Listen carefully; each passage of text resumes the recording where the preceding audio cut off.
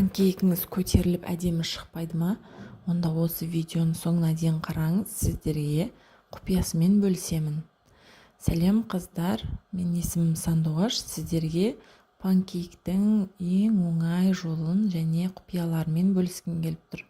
Осы рецептпен 2 жылдан бері жасаймын, өте дәмді, жұмсақ және жасалуы оп-оңай болып шығады. Ең алдымен 2 жұмыртқамызды ыдысымызға салып, үстінен әркім өз қалауы бойынша шекер салады. Мен 4 ас қасық саламын.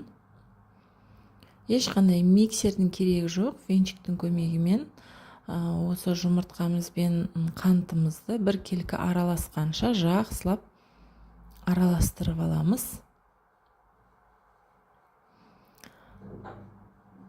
Және үстінен аз ғана 3 ас қасықтай майымызды және жарты бокал жып-жылы, құпиялығы осында. Барлығы жып-жылы болуы керек. Жылы айранымызды саламыз. Үстінен ас содасын салып, жақсылап араластырамыз. Реакцияға түсіп, екеуі көпіреді. Және үлкен қасықпен қатты толтырып 5 немесе 6 қасық ұн саламыз. Ұнымызды еліктен өткізіп алғанымыз дұрыс. Және мен майонез салып жіберемін. Әрқашан пирог болсын, панкейк болсын, 1-2 қасық майонез салсаңыз өте жұмсақ болып піседі. Мен екінші құпиялығымда осында. Енді осыны бір 5 минутқа тындырып қойсаңыздар болады.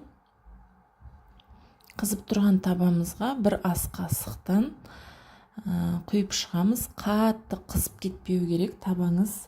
Отын қатты қоюға болмайды. Ортадан сәл төмендеу болу керек. Оты мен плитаға пісірем.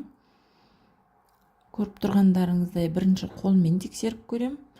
Немесе зубочистканың көмегімен де көрсеңіздер болады. Осындай топ-томпақ болып, асты үсті қып-қызыл болып, әдем болып піседі. Қыздар, менің каналыма жазылып, лайк басып, комментарий жазып қойсаңыздар болады. Келесі видеода қандай рецепт көргілеріңіз келеді, оны да комментарийға жазсаңыздар, қуана оқимын.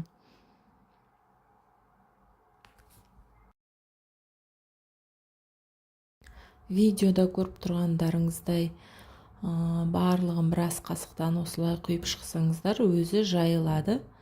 Бетіне кішкене көпіршіктер пайда болған кезде екінші бетіне аударып, дәл солай пісіріп аласыздар қалғанын барлығын. Мен ингредиенттердің барлығын, қанша құрам барлығын мен астына описание бөліміне жазып қоямын, соны қарап көрсеңіздер болады. Барлығыңызға ас болсын, осы рецептпен жасап, жақындарыңызды қуантып қойсаңыздар болады. Сіздермен болған Сандуғаш.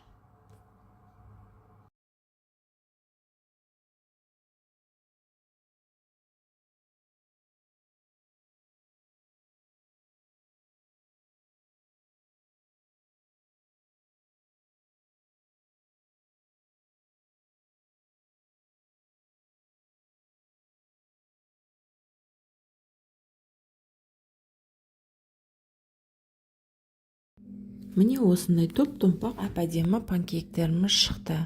Арасына шоколад қоссаңыздар да, кез келген джеммен берсеңіздер де өте дәмді болып шығады.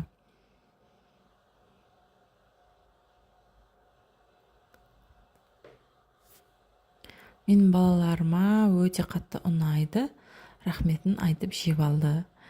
Достар, менің каналыма жазылып, лайк басып қойсаңыздар, нұр үстіне нұр болады. Барлығыңызға рахмет.